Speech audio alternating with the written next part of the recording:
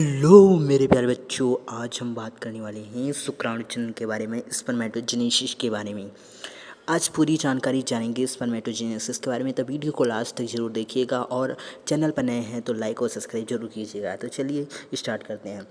नर मानव में शुक्राणुओं के निर्माण को क्या कहते हैं हम लोग? शुक्राणुजनन स्पर्मेटोजेनेसिस कहते हैं। इसमें 3 प्रावस्थाएं होती हैं, तो हर एक प्रावस्था को बढ़िया से कायदे से जानेंगे।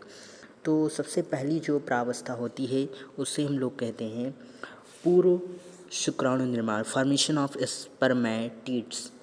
जनन काल के प्रारंभ से पूर्व ही नर मानव में पूर्व शुक्राणु निर्माण की प्रक्रिया प्रारंभ हो जाती है। इसके अंतर्गत वृषण की प्राथमिक जनन कोशिकाएं सक्रिय होकर शुक्राणु का निर्माण करती हैं।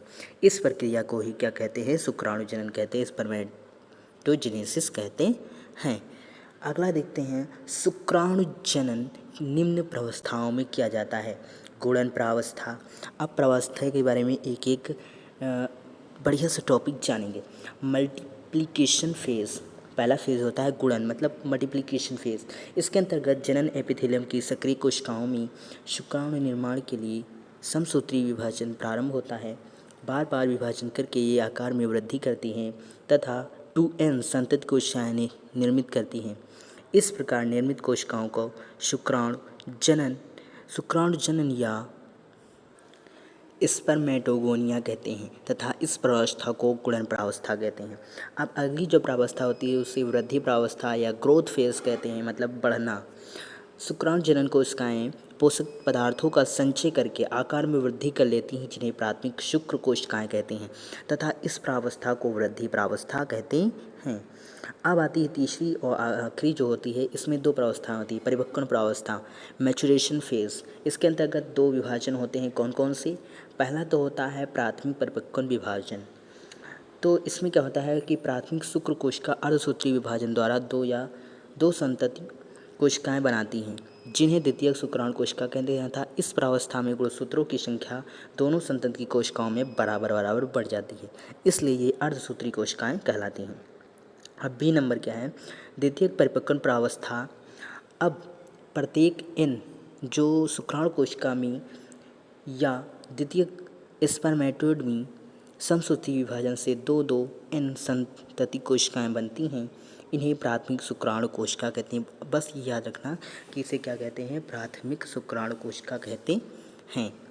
इस प्रकार एक प्राथमिक शुक्राणु कोशिका से 4 शुक्राणु बनते हैं, ये भी याद रखना, जिनमें आगे कोई विभाजन नहीं होता है।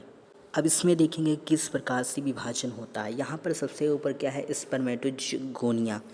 और यहाँ पर क्या है? इसके पास में 2n है और ये 2 बार विभाजित हो गया, तो 2n इसके पास, 2n इसके पास। इसे कहेंगे मल्टीप्लिकेशन फेज, गुणन प्रावस्था। फिर नीचे ये जो 2 विभाजित हुए थे ये भी 2 में पार्ट में विभाजित हो जाएंगे और सबके पास में 2n रहेगा सबके पास में। इसे कहेंगे सेल्स डिवीजन।